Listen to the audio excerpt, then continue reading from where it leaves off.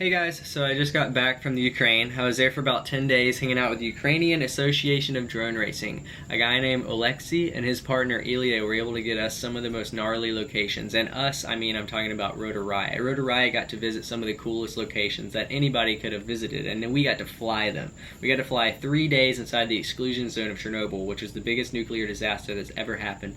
April 26, 1986. If you haven't heard of it, check it out. It's very eye-opening.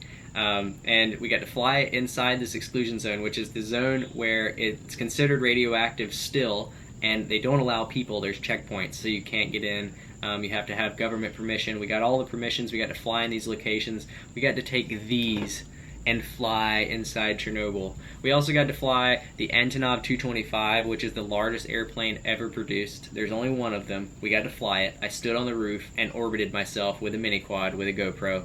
Stupid. Anyways, that footage is coming up soon. I wanted to make sure that I spent a lot of time editing it and let it sit and come back and watch it just to make sure everything is okay and everything comes out the way that I want it to, because there's ways that things can be portrayed that I just want to make sure they're portrayed in a certain way and portrayed with respect. So I'm going to let that happen. It's going to come out over the next few weeks, so please be patient for that. I do want to talk about something that's been talked about a lot recently, and that is receiving modules for the Fatshark goggles. I started with Fatshark goggles. I've had Fatshark goggles the entire time, never swapped. Started with Dominators, so went to Dominator V2, HD V1, and now I have the Dominator HD V2s.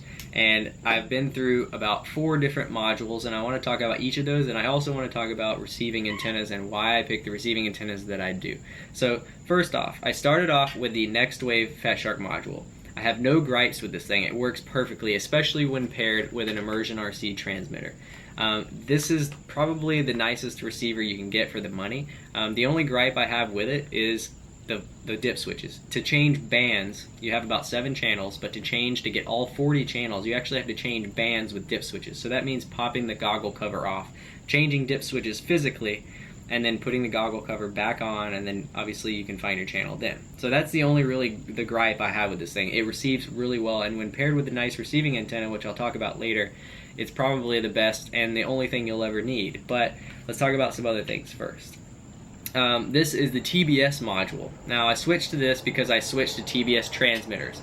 I had a TBS Unified Pro 800 milliwatt transmitter. And the main reason why I changed is because this transmits audio on channel R, which is the right channel, and the immersion stuff transmits it on channel L, which is the left channel, and this actually receives on channel R, and that one receives on channel L. So if I wanted audio, I had to run matching things. So TBS module, TBS transmitter. If you want audio on this, you need to have immersion RC, immersion RC transmitter, immersion RC receiver. So that's the main reason I did that. It also has one feature that I like, which is the channel scan. You can use the buttons, and keep in mind both of these receivers don't use a lot of battery, and they also retain the buttons that you can switch. You can change channels using the buttons on the goggles, which is really nice. Now, the one thing the TBS module has over the Fatshark module is it has a band scan, or a channel scan feature, where you can scan all 40 channels and find the one with the strongest signal, and you can find your friends. It's kind of like the spectate thing on the LaForge, but a little less high tech, and sometimes it gets on the wrong channel. You might be on race band 6 or race band 4, and you want to be on Fatshark 4, and they're 3 hertz apart, and you never really know until you pop the goggle cover off and look inside. So that's a downside as well, and it's also RPSMA, which is kind of annoying, but you can use an RPSMA adapter and it works out well. So that's what I used for the longest time, which was those 2 receivers. Mainly the TBS one, because I've been using TBS transmitters for a while now. Now the next thing I got, and I heard about this hype, I hated Diversity hype. I didn't want to like the LaForge. I didn't want anything to do with it. I was like, I'm perfectly fine with my omnidirectional, my single receiver. So I wanted to try something so that I didn't have to try the LaForge. And I wanted to try this, which is the Furious D Diversity receiver. Now it's essentially the same thing as a LaForge, except it's crammed all onto one side, and it comes with this molded door that fits on there, which is horribly made, by the way. It's not necessarily cheap, but it doesn't fit flush on the goggles. It just looks like crap. I feel like they could do such a better job. The screen fits in there kind of nicely. This is off center, like what's up with that, guys? Make that centered up. And then the contour right here just looks like complete crap when it's in the goggles. The white is like a different color white. You can do so much better. You're already, people are paying like $80-$90 for this thing. Please just make them a nice cover. You already have the mold, just adjust it a little bit. The one gripe that I have with it, other than the physical things, is that when it switches between channel A and channel B, or module A, module B, basically the receivers they consider a module A and module B, when it switches between the two, it doesn't do it naturally. It kind of switches between them in a way that I don't really know how to explain it other than like to physically show you, but I'm not going to do that because it would require so much B-roll footage to make that happen. But just take my word for it, it's not natural. It works, but switching between channels when you're flying in an area where you might go behind something and you have an omni on one receiver and you have a directional on the other and it switches between the two, it's just not natural. And also, when you have an audio on there, one of the receivers is set up for R and one of the receivers is set up for L. So when it switches between the two, you might have physical breakup on the screen so that you're seeing breakup, but you're hearing a different breakup because obviously you're going to hear the breakup as well. So that was kind of annoying for me because I affiliate breakup with the audio with the physical. So when I see it, I want to make sure that it's doing the same thing in my ear, and when it's doing something different, it almost throws me off. So that's one of the other things I didn't like about it. Now, after I went to that for about 3 or 4 batteries and I realized that I didn't like it, I switched back to the TBS module. And then that night, I was actually hanging out with Kevin Dowdy, or Stinger Swarm, and he was like, "Hey man, you should try my LaForge." I'm like, "Ah, come on, it can't be that much better. Fine, whatever, I'll try it." I put it on, and I flew in a spot that I had been getting breakup issues with this on an omnidirectional, and the LaForge only had the omnidirectional on it. It wasn't even using diversity, so I had no advantage with the patch antenna. It was just using the omni, and it was literally like crystal clear flying through that zone in the same exact location. Literally, it was like a controlled test. I had this with the same antenna on it, put it on the LaForge, flew the same spot with the same antenna, and it was like crystal clear. So I was like, what the heck's going on? So Bruce from UBAD ended up sending me one, and I installed it in my goggles.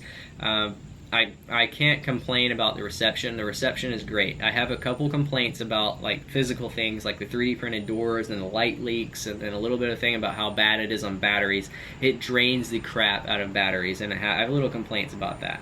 But let me talk about what I like about it first. So I really like the screen. The Furious D has a similar thing with the screen.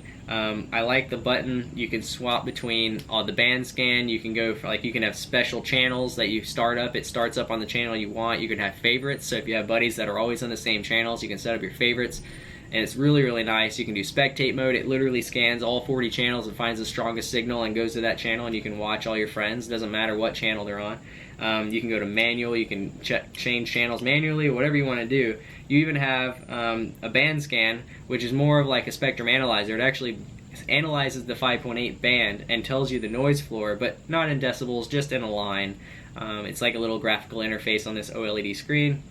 The higher it is, obviously the higher the noise floor, but pretty much the noise floor on 5.8 is pretty low, so it's pretty low. And then if there's anything on it, like Wi-Fi, on the lower half of 5.8, it'll actually have a little noise floor, and then it'll drop off, so you know that the upper bands are cleaner. So you can swap to like Fatshark 6, Fatshark 7, and you won't have any issues with 5.8. So I like that a lot. I like how it looks in the goggles. I think it looks kind of cool. Now, the one thing that I don't like is 3D printing. I just hate 3D printed. I think it looks like crap. You can never get it perfect. This is TPU, which is flexible stuff, which is my favorite of all 3D printing, even though I don't like 3D printed at all. If it has to be 3D printed, TPU is probably the thing that I would say print it in, just because it's bendy. Now, the one thing that I can say about the downside of TPU and the downside of this is the white doors, and most of the doors are going to be translucent, so they actually leak light inside, where the stock doors are opaque and they do not allow light to come inside, so you don't have any light leaks. Now, with these doors right here, I have crazy light leaks. Like, light is just penetrating through these doors, coming into my brain case on the right side. I can't even see anything. So I had to run like a crap load of electrical tape to get in there to get it to stop light leaking. It's kind of annoying. Running it internally to get the diversity in the other door over here for the head tracking module is kind of annoying too. It's kind of like performing surgery on your goggles. You spend $500 on your goggles and you're like hacking holes into them. So that's kind of annoying. But I mean, other than that, it's a great system. I think the diversity works well. It merges the channels really well when it switches from A to B modules. The one thing that it does have a problem with is killing batteries. Like, these Fatshark batteries have no chance. Literally, it lasts for about 5 to 6 packs before I get well, it lasts longer, but I've noticed that if I get about halfway on these packs, the audio channel, when it switches to the diversity side, will actually start to hum for some reason. So it will be fine if it's on Omni, but as soon as it switches to the diversity channel or the module B, it starts to hum on the audio, and I don't know what that is, but it only does it when it's got a lower battery, like a lower lower voltage, like it starts to get low on this lithium polymer battery. So that's kind of annoying, and I have to swap batteries faster because I can't run these low because it hums on the audio and it makes an annoying noise, and it throws me off a little bit. So yeah, the battery consumption is pretty gnarly, but it works well. It does what I want it to do, and I don't see myself changing it unless something better comes out in the near future, or they figure out how to make it more efficient or something like that. Now, I know I've talked about a lot about receivers. Let me talk about antennas really quick. So a lot of people ask me what receiving antenna I use, and they ask me what this antenna is. And this is a VAS Mad Mushroom, or the 5-lobe Ivy Crazy antenna with a choke on it. It's like the nicest receiving antenna you can possibly get in my book for right-hand circular polarization. I've never found anything that's performed better than it. There are some things that perform on par with it, like the Triumph. The Triumph performs really well if you have it on a transmitting side and a receiving side. They work really well paired together. But I figure that this thing right here, the Mad Mushroom, works really well paired with almost anything. I ran Spironets on transmitting antennas for a long time, and then I started running Triumphs, and I think it's actually an improvement over the Spironet. They make it an RPSMA and SMA. So it's not only SMA, or it's not only RPSMA anymore. So it's a nice antenna, and it's smaller, a little bit lighter than the Spironet, but you got to think the Spironet's been out for almost like a year and a half now, so it was obviously someone's going to come out with something a little better. I do think these are a lot more durable than the Spironet. The Spironet's a damn durable antenna, but the Triumph is a really durable antenna. Then you have like these patch antennas from TBS, the 5 dBi one, and then you have the 8 dBi one from Immersion RC over here, and then if you want to get really crazy and have a tumor on your face, you can have the 13 dBi one that's obviously still in the packaging because I intend on never using it. But yeah, other than that, I mean, receiving antennas I think are the most important thing. If you have a nice receiving antenna, even an omnidirectional, you can pretty much do every single thing you'd ever want to do. Everything I've ever done has been with this antenna on this receiver. Like all of my videos, all of that stuff flying through all those places, flying behind all those objects, it's always been with this antenna and this receiver. Only recently have I swapped to the LaForge, and literally like 2 weeks ago. So I've been running the TBS module for a long time, and I only think that the LaForge module has a couple features that I like a little bit better than the TBS module. I like it. The cons don't outweigh the pros. I like the extra little features like the band scan, being able to see what channel you're on through the screen, and occasionally the diversity comes in handy. So I can deal with the hum and the draining and the 3D printed doors just because I feel like it's gaining that much more out of your receiving side by running it in my goggles. So anyways, thank you guys for listening to me rant for about 13 minutes about this stuff, and please, if you have any comments or you have any questions, list them in the description below. And thank you for watching. Please like, subscribe, comment, share, do all the things, all the typical things, and you should really try to get to Ukraine. Do it. Kiev is an amazing city, and visiting Chernobyl was such an eye-opening experience, and I'll try to convey that in all of my upcoming videos. So thank you very much, and have a good day.